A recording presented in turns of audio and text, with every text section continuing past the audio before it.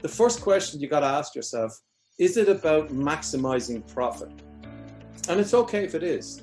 But I think it's a broader thing than that. And I think as you get older, you probably appreciate it more. But if you can appreciate it when you're young, then it will be a better life for you, because you won't always be chasing the dollar. So is it more about making a positive difference? Now, the sort of answer I've come to is that you can do both. You can do a lot of good in the world and can make a lot of money doing it. And that's the, you know, that's an honorable way, because the best people without money are no good to us, you know. So what you want is the best people with the money to make the changes they believe are necessary. So take a healthy attitude to money, and also be very conscious of the positivity you can bring and the change you can bring. So if I summarize, after 30 years of investing, the first thing is choose the founders you believe in. That would be my biggest advice. When you're in the room, there's somebody in the room, you really believe in them. You may not be sold on their idea. You might want to hone it, but choose the founders that you believe in. And when you do, believe in the founders that you choose. And Tien touched on that, because you're going to choose these guys, you're going to hand over your money, and you've got to really believe in them, because you can empower someone massively by believing in them. But if you're on their case and you're micromanaging, you can do a lot of damage to, you know, the prospects of a person who may not have self-confidence.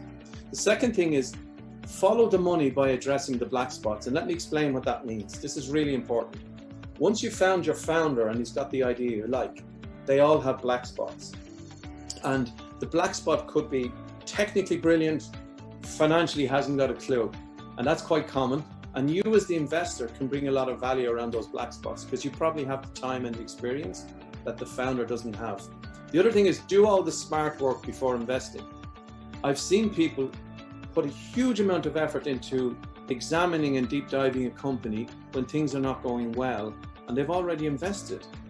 Now, there's nothing wrong with that, but better than that is to put all your time and energy into really understanding that company and helping the founder to express in the minimum amount of lines or paperwork the challenges of that business, because you don't want to hit those challenges blind.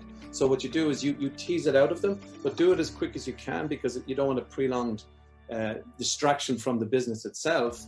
The last thing I have here is divide your portfolio into low risk and high risk. As an investor, take a punt. It doesn't have to be a big punt. I mean, you calculate it percentage wise on your portfolio, what you can afford to lose, but take a punt on the guy you just know he's good, and take that high risk punt.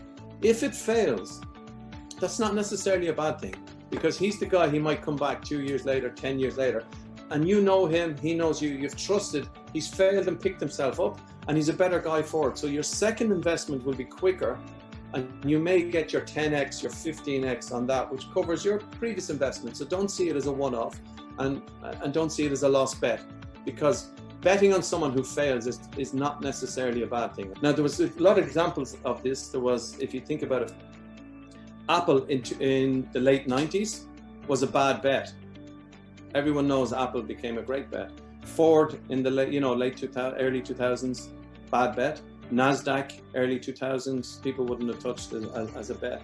American Airlines in 2011, when they were in trouble, and they've bounced back. So, you know, what looks like a bad bet sometimes isn't. So just to bear that in mind.